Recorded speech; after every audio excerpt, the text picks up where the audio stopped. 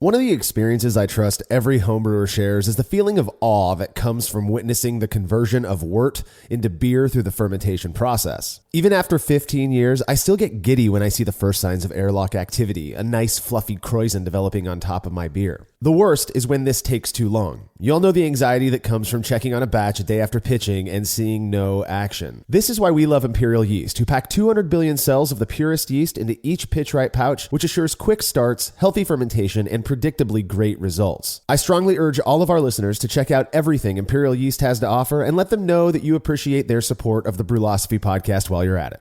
All right, on to the show.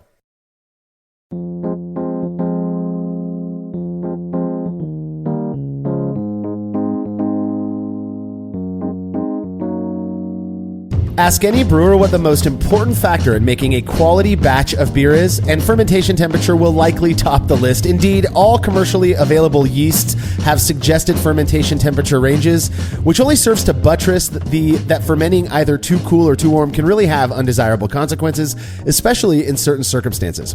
You're listening to the Brewlosophy podcast. I'm your host, Marshall Schott, and joining me on this episode to chat about the impact fermentation temperature has on a blonde ale is contributor Martin Keene. Yeah, Marshall, I was thinking about that. When you buy a packet of yeast, it says on the packet the fermentation temperature, and I can't think of anything else, any other ingredient that we use in brewing where it does specify, like when you buy grain, it doesn't say mash it at this temperature and so forth. So when you do get that, then I think it makes my brain and your brain and most of us here at Brewlosophy think, well, what happens if I go on the low end or the high end? Or what if I ignore this completely and go completely outside of that range? What's going to happen? Exactly. I know for a fact that it was one of the most commonly talked about things as I made the transition from extract to all grain and basically became obsessed with brewing beer. Now, fermentation temperature is one of those things that, once I started monitoring and controlling it, I was convinced that my beer got better. But once I started performing experiments on this variable, which we have done a bunch of, I did kind of begin to question these beliefs a little bit, whether they were really based on my anecdotal experiences or if there was an actual meaningful difference because of the temperature during fermentation. Now, we've certainly covered this topic a bunch in the past, definitely on this show, a few episodes, but there's a ton of experiments over at the website. You can head over there to check those out. But it has been a bit since we've talked about it on this podcast. So I'm looking forward to chatting about the impact a cooler fermentation temperature than the suggested has on a simple, clean blonde ale fermented with a very popular, clean American yeast strain. All right, if you're a fan of this show and you'd like to receive a reward for your support, please consider becoming a patron of Brewlosophy over at patreon.com/Brewlosophy. By making a small monthly pledge, you're going to receive rewards like access to unpublished contributor recipes, unique discounts at YakimaValleyHops.com, and an invitation to a monthly live Q&A session with somebody in the brewing world. The guest for this month, August of 2024, is the co-founder and head brewer of what I believe to be one of the best breweries in the United States. It's Ashley Carter from Bierstadt Lager House in Denver, Colorado. Now, I'm fortunate enough to not only have had friends send me Bierstadt Lager beer, which is amazing, but a few years ago, my family went out there on a spur of the moment weekend trip, during which we spent ample hours at Bierstadt. The beer Ashley and her crew are making out there is seriously some of the best I've ever had, up there with Freem, Chuckanut, and Wayfinder. It is so incredibly good. If you happen to love making lager styles as much as we do, or even just drinking them, or you want to just ask questions of one of the best brewers out there, this is the session for you. To be a part of it, you have to make your pledge of just $3 or more at patreon.com/Brewlosophy, no later than Friday, August 23rd, 2024, as Ashley's going to be hanging out with us on Saturday, the 24th. All past sessions with folks like John Palmer and Russian River's Vinny Chilurzo are also available on our private Patreon and Facebook pages, so patrons can go back and watch them whenever they like. Again, learn more about becoming a patron and have a look at all of the cool rewards we offer for your support over at patreon.com/Brewlosophy. Just to say it again, we would not be doing what we're doing today if it weren't for Patreon. So huge cheers to all of our patrons. Finally, if you wouldn't mind letting us know what you think about this show by leaving a rating and review in Apple Podcast or wherever it is you listen to podcasts that allows you to leave those reviews, we appreciate that as well. Feedback is brought to you by Clawhammer Supply, who in addition to having a remarkable YouTube channel chock full of great brewing related content, sell what we believe to be are some of the best electric brewing systems on the market. If you've been considering making the move from propane to electric, you owe it to yourself to check out Clawhammer Supply. Whether you're after a 120 volt 5-gallon unit or something bigger like their powerful 240 volt 10-gallon system, Clawhammer has got you covered. Learn more about everything they have to offer over at clawhammersupply.com, and don't forget to check out their YouTube channel as well. Listener CJ Lynett from Sioux Falls, South Dakota, wrote in with feedback after listening to our recent Brews Views episode focused on brewing education. CJ said, first off, thank you for Brewlosophy's massive contribution to my learning as a home brewer. Your impact cannot be overstated. Well, you're welcome, CJ. We appreciate that feedback. As you and Martin discussed, he says, brewing books have mostly become reference tools for me at this point in the journey, but there's one book I often go back and reread just for fun, and that's Mashmaker by Michael Dawson. I think what sets Mashmaker apart from other brewing books is that it has that same spirit as the OG brewing TV episodes. It's not so much about how to brew, but why we brew. Martin, are you familiar with Mike's Mashmaker book? I am not, and I'm just looking it up now. Mashmaker, A Citizen's Brewer's Guide to Making Great Beer at Home. I've not read this one. Have you? I absolutely have. I've got a copy of it myself, and I'm a huge fan of the OG Brewing TV. I would contend, in fact, you as the host of our YouTube channel, The Brewlosophy Show, Martin, that Brewing TV was the kind of the OG original brew tube out there, and I was absolutely obsessed. Every time an episode dropped, I watched it. And so I became kind of a fanboy of Michael Dawson and Jake Keeler, and of course our friend Chip Walton. I've had the opportunity to hang out with Mike a few times. Anything that guy produces that has to do with brewing and beer, you got to take it. He is so smart. He has a really cool perspective when it comes to this stuff. So yeah, we didn't mention it because there's only so many things in an episode that we can hit on. But I agree, Mashmaker is an absolutely excellent book. I love how it embodies kind of the same feel of brewing TV as you mentioned, CJ. Great recommendation. Thank you for pointing that out to us. For anyone out there who is interested in a very approachable book on brewing, Mashmaker is the ticket. Check it out over at Amazon or wherever you buy your books. Again, it's by Michael Dawson. Absolutely excellent reference. Well, if you go over to Amazon, it's listed right now only in hardcover, $200 as a collectible edition. So, wow. Yeah. You might have to go look at if you live in an area that has, a bustling brewing scene. I bet there's some used ones at a used bookstore or something like that. Wow. Or just pay $200 for it and hook Michael up. He's a good dude. So, well, if you have show feedback, you can send it to feedback@brewlosophy.com or drop us a note on social media. Please, if you haven't already, go check out our YouTube channel, The Brewlosophy Show. Martin is putting a lot of time and effort into this project. He's got some really cool stuff in store for the future, and we're confident everyone listening to this podcast is going to love it just as much as you love this show. You can find it by going to youtube.com/@thebrewlosophy show or simply searching YouTube for Brewlosophy. Make sure you subscribe so you're notified when new episodes drop. Alrighty, when we're back from this break, our focus will be on fermentation temperature when brewing a blonde ale.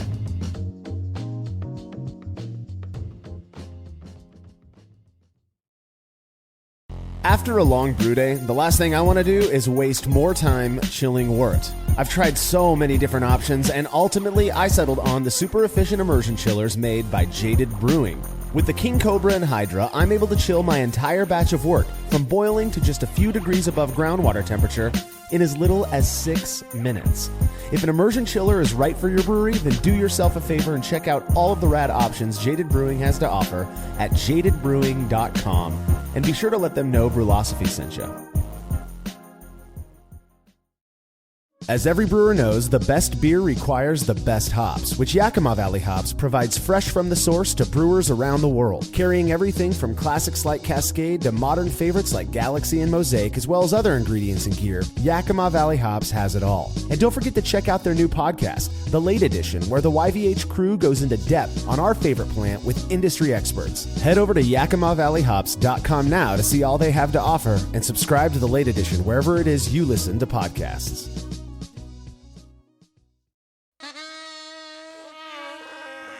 That's the sound of your current hype level at the gas pump.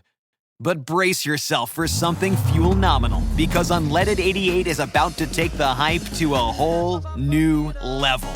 Unleaded 88 is cheaper, cleaner, and greener than regular unleaded. Plus, it's homegrown, making Unleaded 88 the clear choice at the pump and totally worth the hype. So pump it up with Unleaded 88, brought to you by Iowa Corn. The mighty and resilient Merrimack River, carving through the communities of our great region. My name is Linda Lorden, proud president of Merrimack County Savings Bank. And like the river that serves as our namesake, we're a constant yet ever-changing presence. Because to us, it's bigger than banking. It's about powering communities and putting people first. It's about knowing where you came from and where you're going. That's Merrimack style. Visit us at themerrimack.com.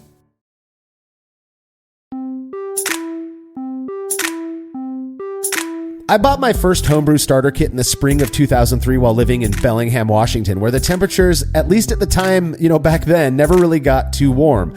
After producing wort and chilling it, it'd go straight into a sanitized bucket that I would then just place in the pantry of my apartment and pitch yeast. After a couple of weeks, which of course included the compulsory racking to secondary, I say compulsory because back then that's exactly what we were trained to do. I'd rack those, or I'd bottle those beers. I'd put them all into bottles with priming sugar, let them sit for another few weeks, chill them, and then drink them. After getting married and moving to Fresno the following year, this is 2004, I had all of the intentions in the world to continue brewing, but I ended up taking a bit of a hiatus, just kind of brewing off and on with friends, because the temperature here is, well, a little bit warmer than it is up in Bellingham. We'll put it this way. We just came off of a week where the average high was about 111 Fahrenheit. That's about 42 to 43 Celsius. So it gets really hot here, suffice to say. So, and setting the thermostat, by the way, to maintain like proper ale fermentation temperatures in the house would not only be costly, but insanely irresponsible given rolling brownouts and blackouts and stuff like that. So, like I said, I brewed very infrequently until I was able to get a chest freezer, which I converted into a temperature controlled fermentation chamber. And like I said earlier, I was convinced by doing that my beers improved, which I know is a widely shared sentiment among homebrewers and brewers in general. Martin, why don't we start off by talking about why fermentation temperature is so important in brewing anyway? Well, when I first started, I kind of thought, I don't know how important it is, because fermentation temperature control is kind of a relatively modern luxury. People didn't have refrigeration and were still making beer. So when I first started out, I was doing much like you, just putting carboys out in my garage or in my basement and leaving them there. And then I realized that actually I thought there could be quite a big impact from temperature. The more I read about it, the more I would see that was the case. So I went the chest freezer route as well, but I was brewing a beer every week, and I ended up buying 4 separate chest freezers. So you go into my basement and there were 4 temperature controlled chest freezers. So every beer that I was brewing could have the right temperature. So if I was doing one ale at 68 and one at 66, well, that's 2 freezers that I needed to do that, because I absolutely couldn't risk doing it. So so I think we've probably both swung from one way to the other here. But if we sort of look at the impact that temperature is supposed to have, I mean, the first thing we need to consider is, are we talking about lager yeast or ale yeast? And I think most people, when they think of temperature control in particular, tend to think about what's the impact on lager yeast. And that performs well around something like 50 Fahrenheit, 10 Celsius, give or take a few degrees. Now, if you go a bit warmer temperatures are widely believed to produce esters. So that might be something that's not really appropriate, particularly in a lager. And then cooler temperatures, that can be problematic as well. Just because you're creating such a harsh environment for the yeast, you're going to stress the yeast out, and that's going to lead to some undesirable byproducts as well. Yeah. Now, so this episode, we're focused on an ale yeast in a blonde ale that's fermented cooler than usual. So we're going to get into that, but I do think it's important to cover more breadth here. And like you said, Martin, lager yeast or lager brewing in general, I feel like it's a lot more focus when it comes to fermentation temperature, in part because it's expected that, the way that you make a lager is you ferment it cool and then you store it cool for a while after that. We've talked about it on the show umpteen times. We've written about it on the website. We've been able to show that certain lager yeast strains really do seem way more robust than is widely believed, and don't produce, stylistically inappropriate esters, at least to most palates. I trust that some nuts out there really do believe it does. But there are other yeasts that we've shown, even Sac Pastorianus, these lager strains that do seem to produce something different based on the fermentation temperature. Does it make the beer bad or undrinkable? Surprisingly to me, at least when we first started experimenting with it, no. It actually, we've had people comment that warmer fermentation temperatures for lagers have actually produced a more beery flavored beer, which I think is fascinating.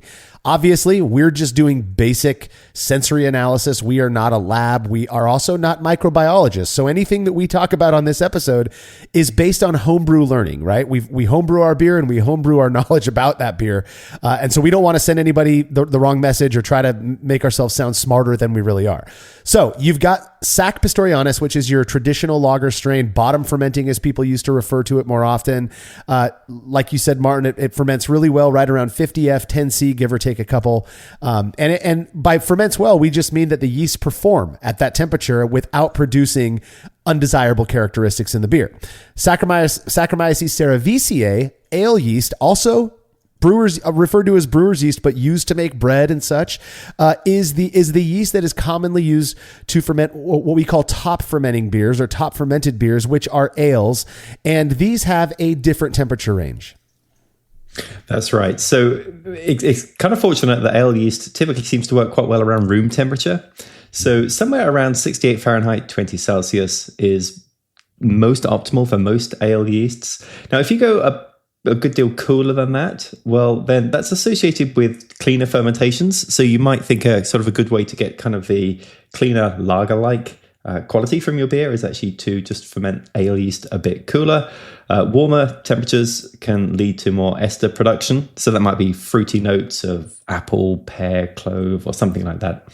And then there are various strains that react very different depending on temperature. And the one that I always think of is if I'm brewing a Hefeweizen and I'm using Weissbier, a yeast along those lines, I find that if I ferment at a higher temperature, I tend to get a lot more banana esters, and a cooler temperature, I'm going to get a lot more clove esters. And the same could be said for Belgian yeast, English yeast, and so forth.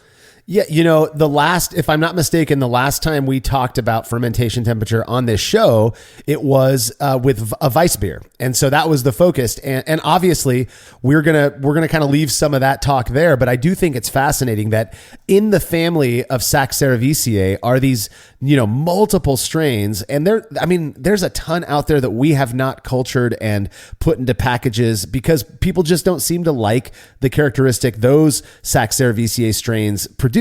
But the ones that we do, and we've had around for a long time, it's wild that you can go from a Weissbier, Sac cerevisiae, all the way over to the Chico strain, Sac cerevisiae, and they just produce wildly different flavor and aroma characteristics.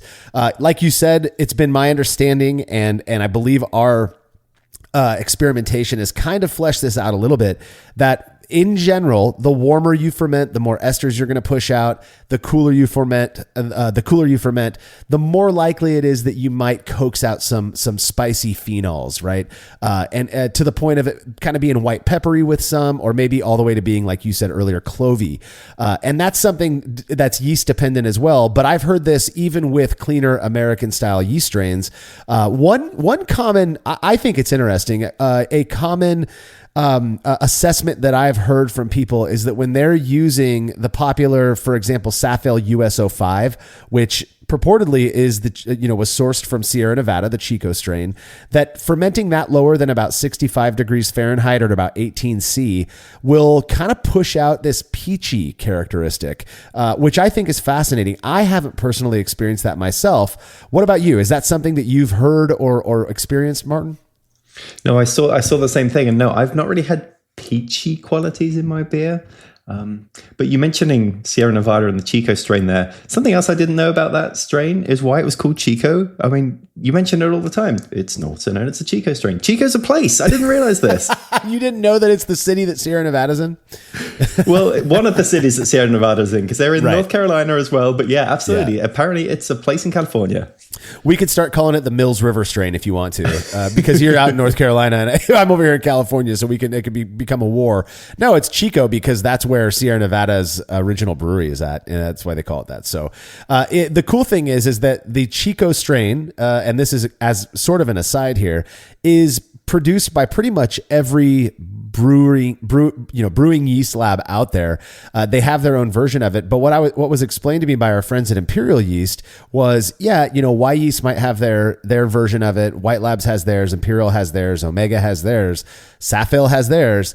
But they're all, if it was done right, the way that it was explained to me is that these, microbiologists go in and they isolate a specific cell and then grow it up from there. And you can actually get varying characteristics from these different yeast strains. And I'm wondering if, this is something we're going to flesh out in the experiment we'll talk about a little bit later. If that cooler fermentation temperature with, say, the dry version, right, US05, would be different than if you were using a liquid version from one of the other labs.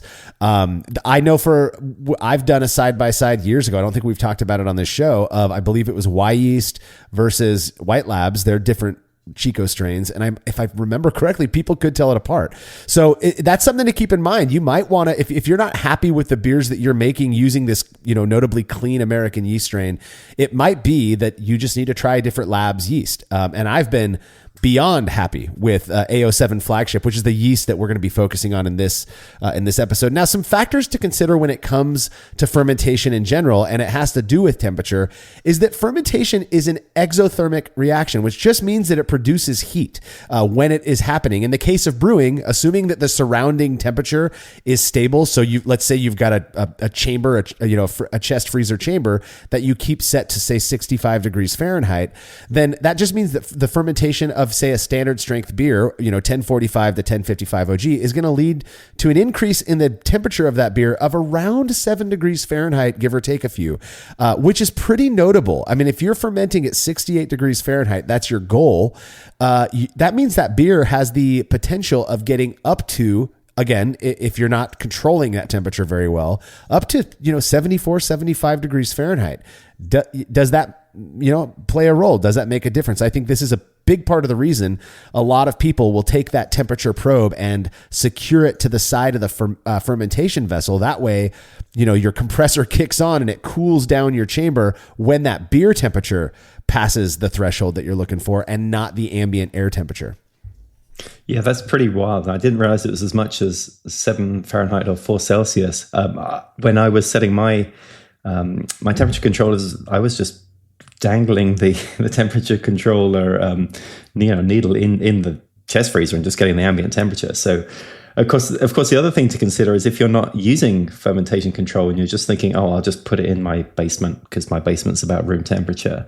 Well, that beer is actually going to get a few degrees warmer than room temperature just by doing that. So it's something to keep in mind.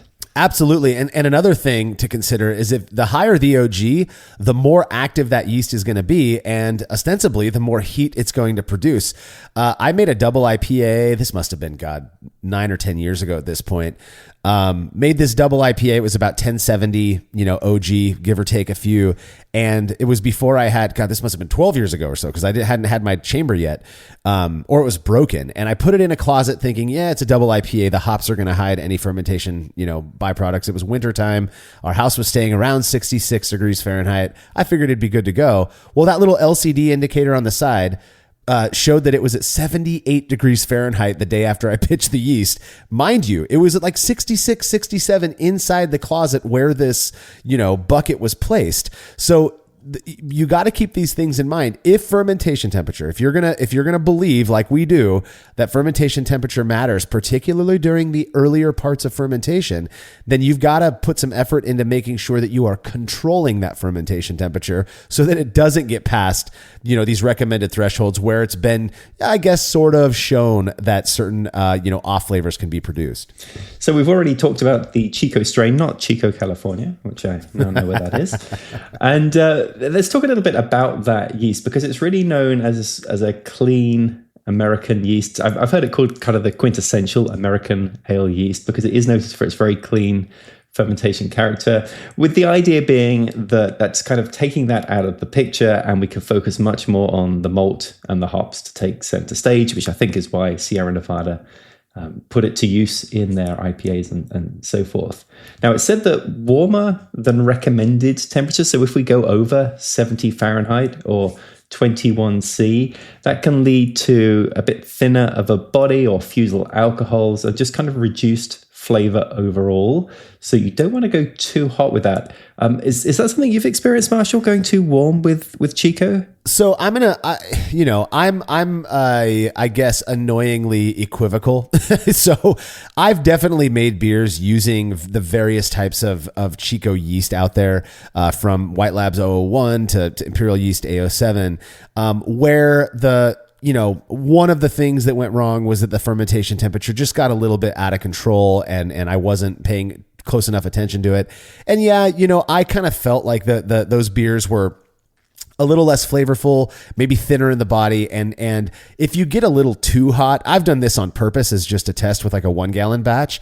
If you get too hot, you can create that alcoholic experience where it's like it kind of burns going down your throat, even though it's not 14%. You might be down around 5.5% alcohol, but you can taste that alcohol, and it doesn't taste very good. You feel it; it's a little hot.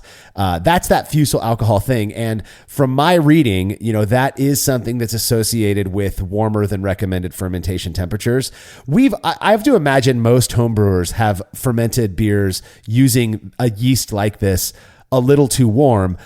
From my conversations with those homebrewers, they haven't really had much of a negative experience doing that, at least with the Chico strain, because it is pretty robust. And as long as I guess you're not going way hot to kill to the point where you're killing the yeast, or it's obviously producing all of these off flavors, there's a little bit of flexibility there. I think there's a lot you can get away with.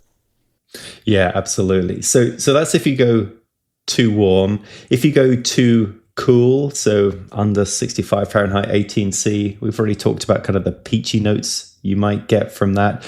But also just you could impede the yeast performance, that there is going to be an increased lag, much as there is with many lagers. It could be a sluggish fermentation. You might get less attenuation than you planned for and so forth. So going cooler has its own issues as well. I mean, I think one question you'd have to say is that we can all understand why we might go too warm, because the fact is that this is an exothermic reaction and we start at one temperature and it gets warmer. Why would we end up too cool?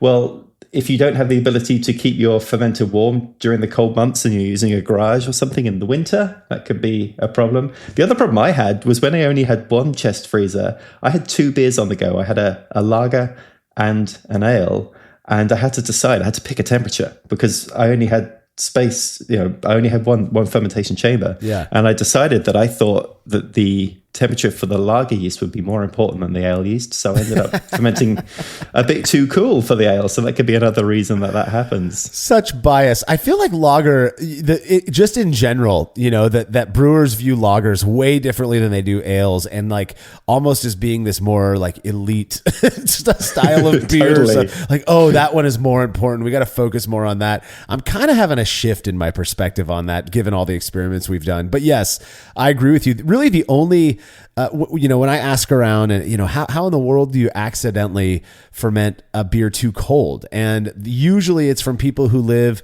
in regions that aren't Fresno, where I live, where it actually gets cold enough to where leaving a beer out in the garage. I could do that all winter long, and my beers are going to be peg on at 65 to 70 degrees Fahrenheit, even if it's, 40 degrees at the coldest time of night, where I live. My garage never gets that cold. And then plus the exothermic reaction does keep that beer fermenting nice and right at the recommended temperature. So that's not an issue I've had. Now, I have definitely done the stupid thing where I put a beer in my fermentation chamber and I come back 2 to 3 hours later to see that the compressor is still on and the temperature in the chamber had gotten down to 30 degrees because I left the probe out.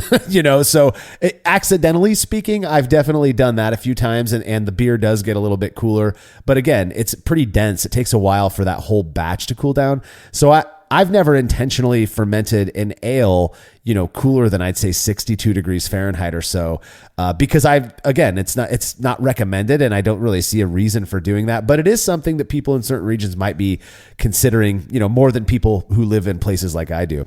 Now let's spend a little bit of time talking about blonde ale in general, because I feel like this is a good style to pick for this, right? Blonde ale is just this very simple, clean beer that, was made popular by American craft breweries, ostensibly who were unable to properly produce lagers, but wanted to offer their patrons something as approachable as a lager. So it's minimal hopping. It's malty, but more of that cracker bread crust malt. It doesn't have anything too quote unquote offensive for the, run of the mill beer drinker. I love the style because of its simplicity. It's kind of the same reasons I love pale lagers as well. They're easy to drink. They're not too heavy, not too alcoholic, and quite tasty. But because of the lack of everything else in there, it can be difficult to hide any flaws, which is, in my opinion, what makes it a great style for this experiment. Yeah, absolutely. And I think blonde ale is popular not just with breweries that aren't able to produce lagers, but also home brewers as well that don't have the temperature control and maybe are worried about that. So there is a beer that's quick to produce, doesn't really require a lot of aging, and you don't necessarily have to have fermentation control to make it. Yeah, when we look at the recipes for these things, I mean, typically pale base malt is going to be most of a large portion of the percentage, I think. So to it, you might add some crystal or specialty malts like honey malt and biscuit malt. Interestingly, the last time I brewed a blonde ale, ChatGPT came up with a recipe for me. This was actually one of the first episodes on the Brewlosophy show, and I just sent it a list of 10 award-winning blonde ale recipes and said, right, go ahead and create your own. So if you're looking for a blonde ale recipe, ChatGPT says that you might want to use 92% pale malt, 4% carapils, and 4% white wheat, then bitter entirely with Cascade, and you'll get a blonde ale.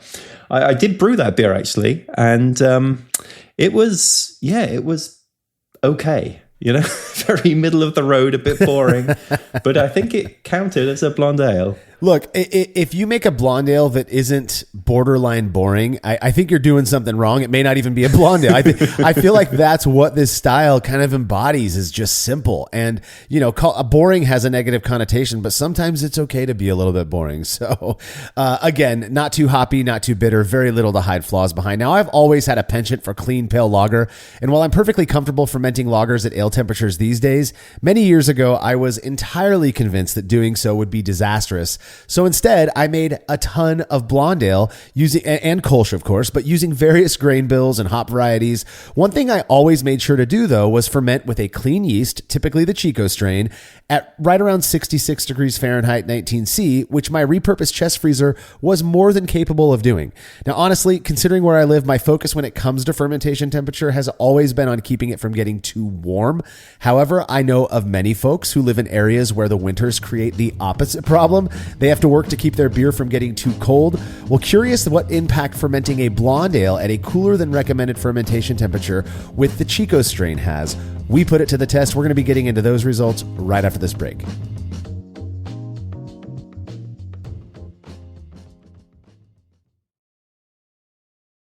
There's no denying that stainless steel is the best material for brewing equipment, and Delta Brewing Systems offers some of the lowest prices on high-quality stainless gear, like the Firm Tank, which in addition to holding 8 gallons or 30 liters of work, comes with a domed lid to even further reduce the chances of a messy blow-off. Plus, it can hold up to 4 psi of pressure for closed transfers. Delta Brewing Systems also has their own line of brew kettles, as well as one of the lowest-priced all-in-one electric brewing systems out there, and their prices are shockingly low. If you're in the market for legit stainless gear that won't break the bank, do yourself a favor and head over to deltabrewingsystems.com today. Have you ever thought about adding a port to your kettle but held off because you didn't feel like drilling into your gear or sending it off to have someone else do it? From the makers of the world's fastest counterflow chiller, the Exchillerator, comes the Hangover, the easiest way to add extra ports to your kettle as well as countless other options. Mount a faucet to your keg for easy portable pouring. Set up the perfect whirlpool arm. Hold a heating element in place. All of this and so much more without permanently modifying your gear. Manufactured right here in the United States, the Hangover offers brewers too many convenient solutions to list here. So head over to Exchillerator.com today to see what the Hangover can do for you.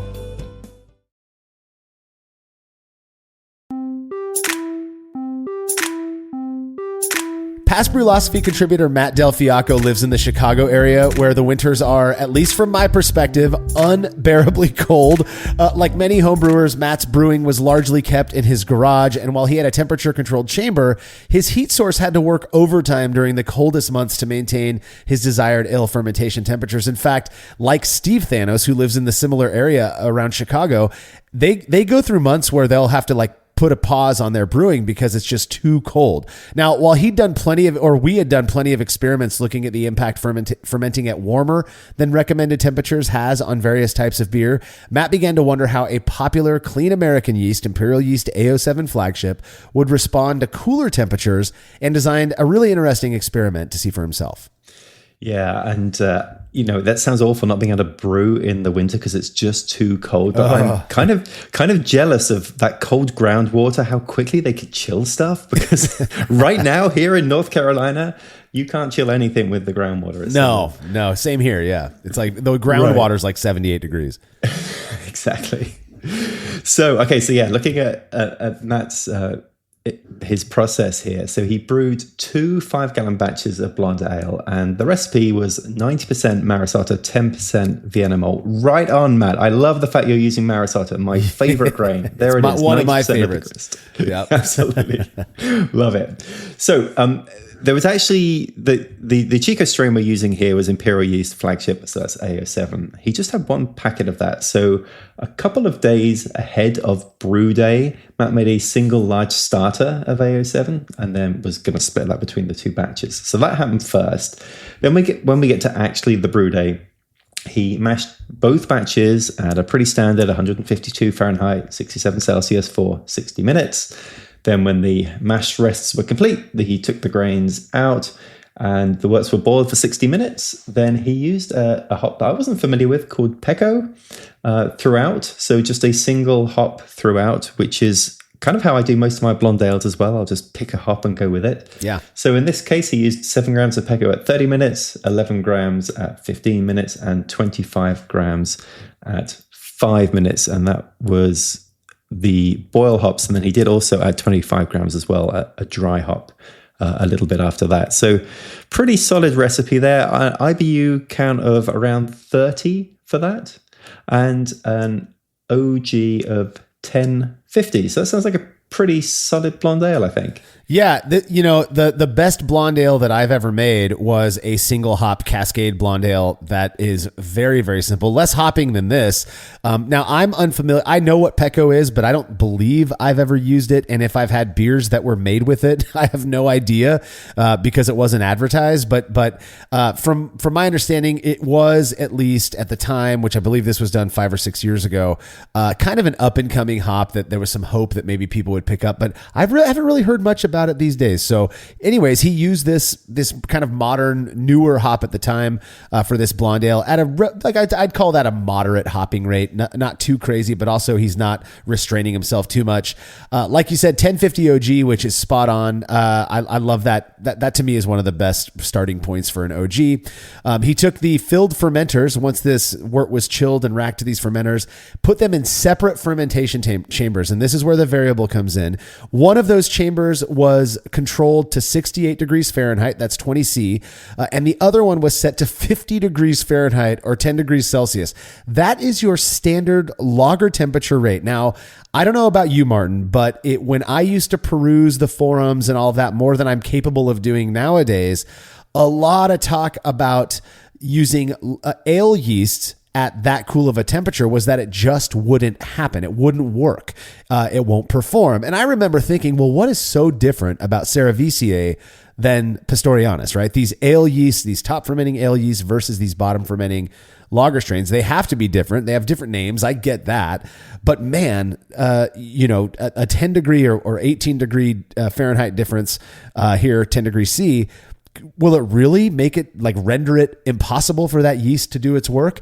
My understanding was that you do that and all you're going to do is have a high finishing gravity, poor attenuation, obviously, and potential off flavors. What about you? Yeah, and that's kind of how this started. So I should say, I'm looking at the pictures of Matt where he's put these two fermentation vessels in to his chest freezer, and the temperature probe, I just had a look to see where it was. It is inside the fermentation vessel, so he is accounting for that. So we are getting very accurate readings here.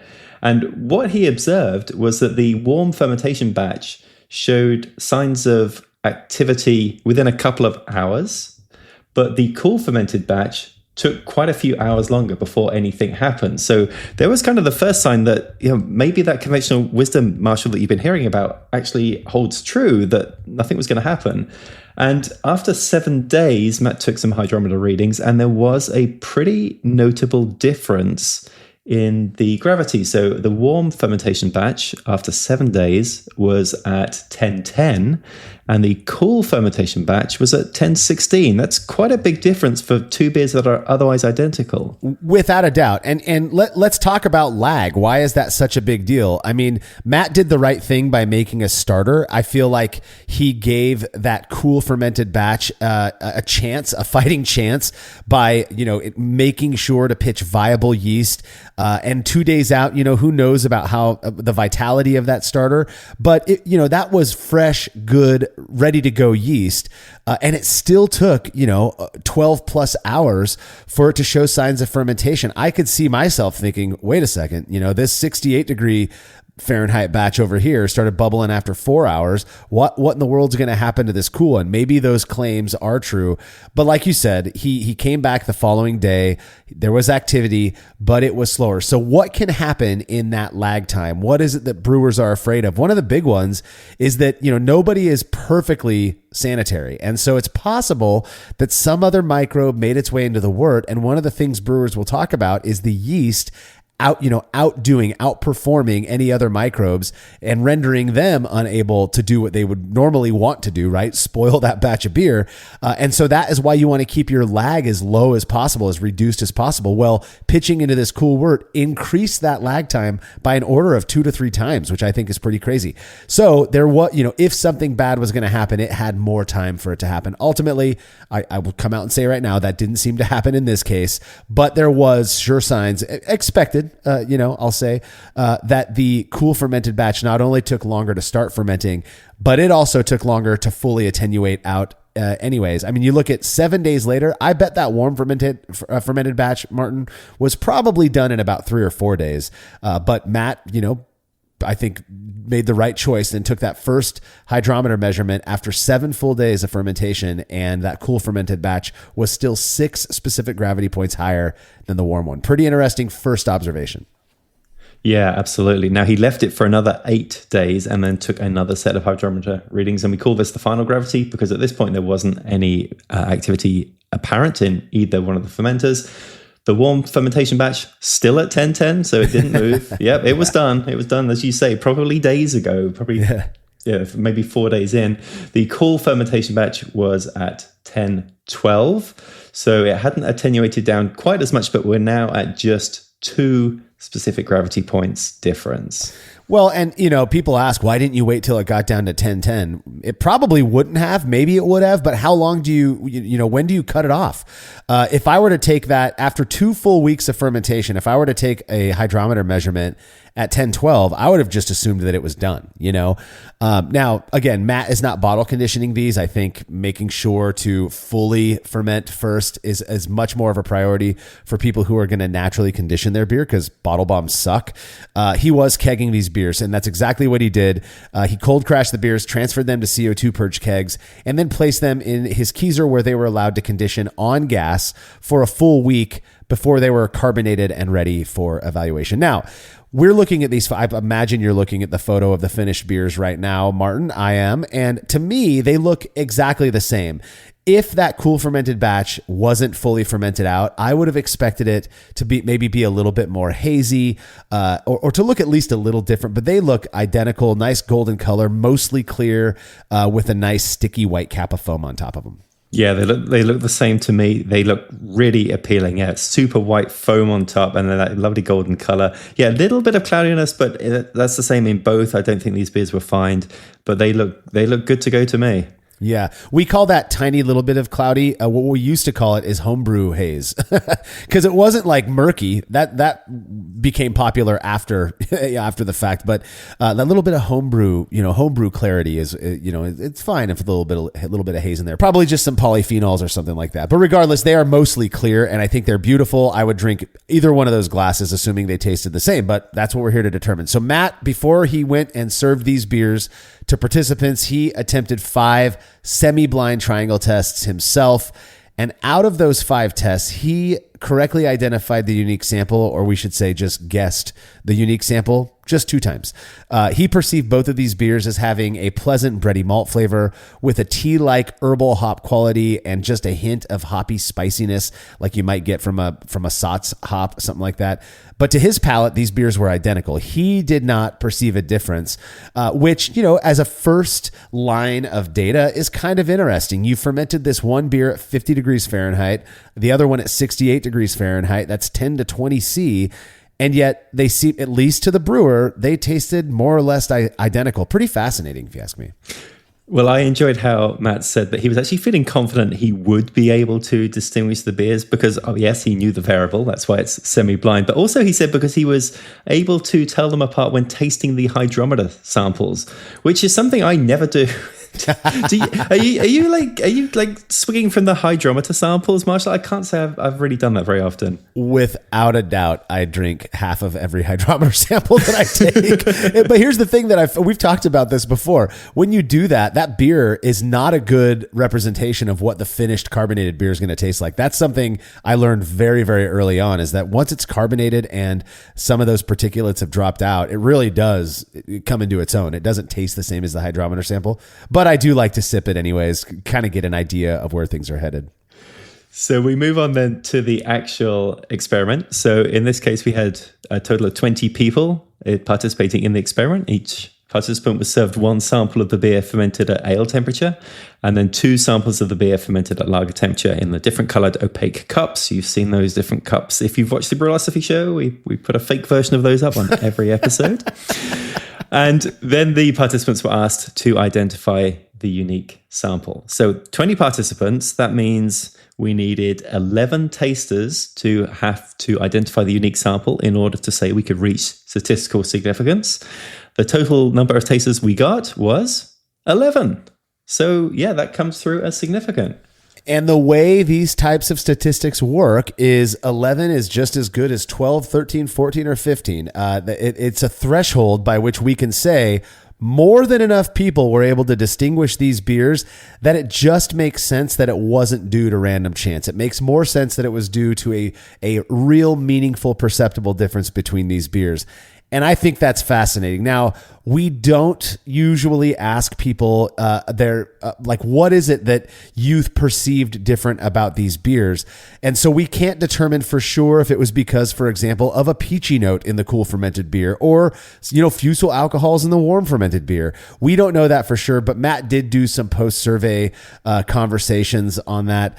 And I thought it was interesting that what people were saying is that they thought that the warm fermented beer had a cleaner aroma than the cool fermented beer, which kind of went against the expectations, and it had more bready and floral notes. So kind of a curious thing when we move into talking about the preference ratings of all of the tasters who got the triangle test accurate. Out of those 11 people, 6 of them said they preferred the warm fermented beer. 3 said they preferred the cool fermented beer, and 2 had no preference despite perceiving a difference. This is all subjective. We know that preference is going to be, I might like one thing more than you. You might like another thing more than me. But it is interesting that, double the people who preferred the cool fermented beer actually liked the warm fermented one. And that's the way, that this beer is, quote, supposed to be brewed. I don't know. I think it's interesting. And I know how much you love this preference question, Marshall. So I delight every time it comes up when we get a significant result. Because it's very hard to take much from this. We can say, yes, 6 preferred the beer fermented warm, therefore it's better. I mean, no, we can't say that at all because it's just people's individual preferences that they liked it. But yeah, clearly in this particular group, the warm fermented beer was favored. And it kind of blows my mind a little bit that one of the reasons for that was because it tasted cleaner. I would have really expected that to be the other way around. Yeah, me too. And I think Matt was in the same boat. You know, he's sitting there saying, wow, that's not what anybody really would have expected. Though, considering the fact that it was well below the recommended, floor of the range that imperial yeast puts out for that yeast, it makes sense that maybe there was some production, of some other fermentation byproduct. Again, we're not running these through a mass spec or anything like that, so we can't say for sure. But I do think it's interesting what people reported back when Matt was talking to them after taking the triangle test. But all in all, what this seems to suggest, again, we're not saying anything. We're not brushing with too broad a strokes here, saying anything with certainty. But this does seem to suggest that when you take the popular, Chico strain, at least the one that's produced by imperial yeast, AO7 flagship, and you ferment it at lager temperatures, it does seem to produce or could have at least a perceptible, impact. It can change the way that beer would have tasted otherwise if fermented within the recommended range. And I think that can inform decisions that people make in the future. Now, the only way you're going to know if you like a cool fermented beer or blonde ale, at least with imperial yeast AO7 flagship more than a warm fermented one, is to try it out for yourself. That's the reason I hate that preference question so much, Martin, is people want to know, well, what'd you like more? How do you know you're going to like what I like? I don't think that my preferences are any better than anybody else's. So, but I do think that you're safe, to just ferment at the recommended temperature with this yeast in this style of beer. Just fascinating. If you accidentally leave your fermenter out and it's cold outside and it drops down to 50 degrees Fahrenheit, you're probably still going to have a nice drinkable beer. Yeah, exactly. That's the thing that really surprised me with these findings, is not so much that this came back as a significant result. It seems that if there was a difference, it was quite small because Matt himself couldn't pick it out. But the thing that surprises me most of all is it did make beer, and it made beer observably that looked the same visually and had pretty much the same finishing gravity as well. And we are so far out of the recommended range for this yeast at this point, which I think is something like 60 to 72 Fahrenheit, so 16 to 22 C.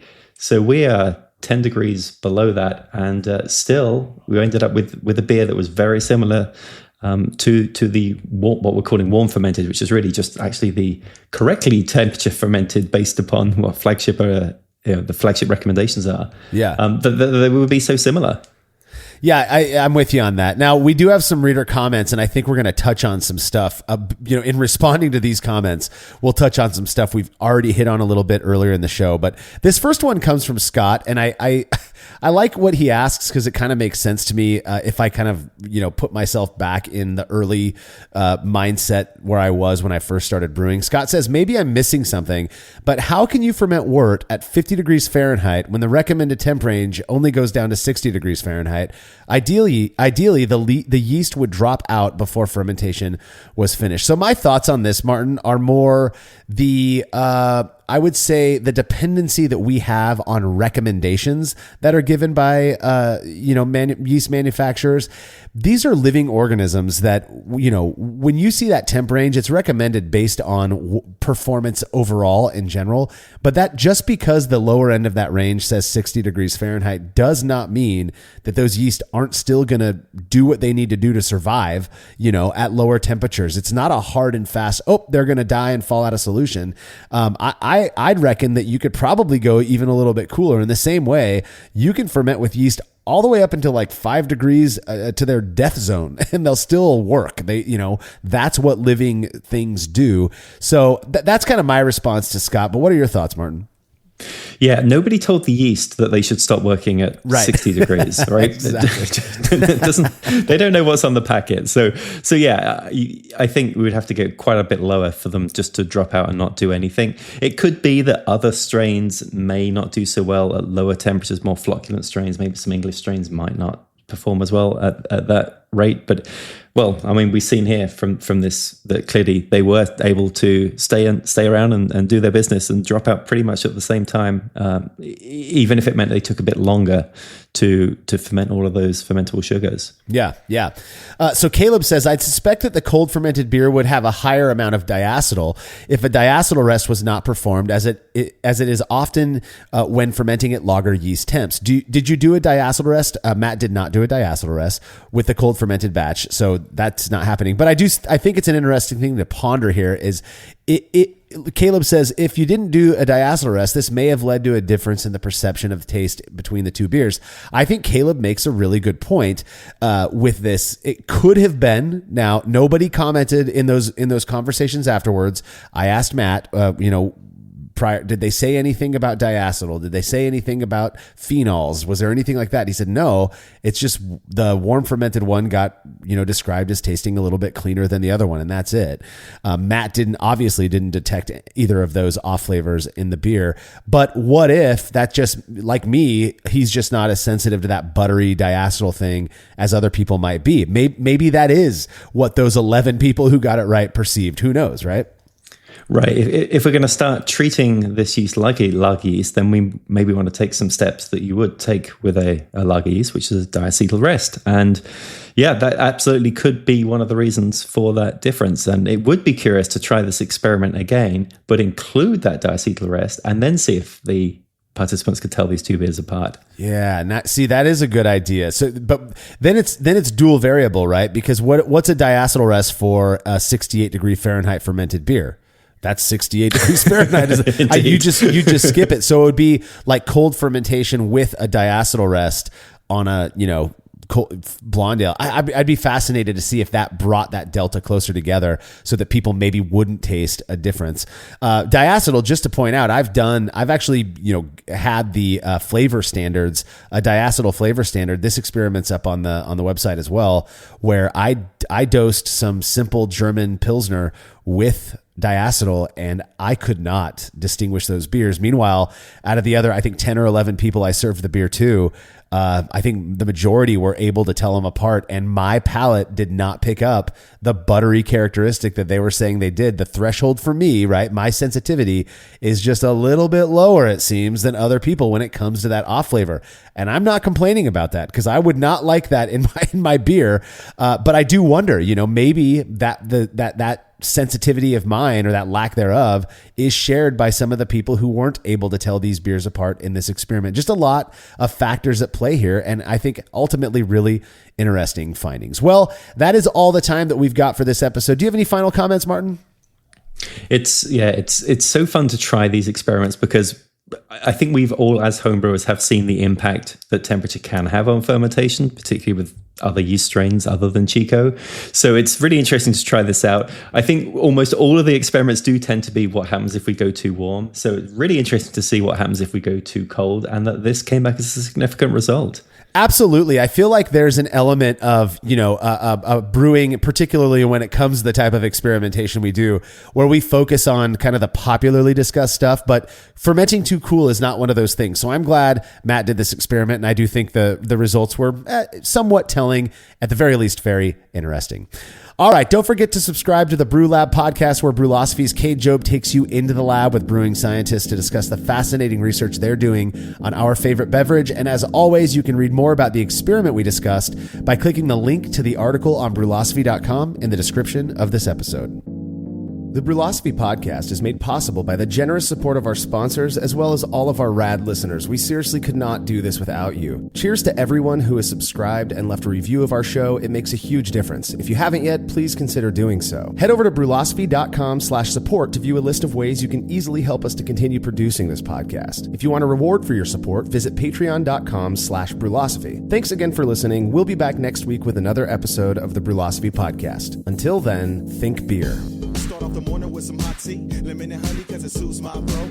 Put some herb in the bowl, yeah, it's homegrown. Ain't gotta go through the middleman no more. Life is good, the likelihood of me. Brace yourself for something fuel nominal. Unleaded 88 is the clear fuel choice. It's cheaper, cleaner, and greener. And it's grown by Iowa corn farmers. Now that's totally worth the hype. So pump it up with Unleaded 88.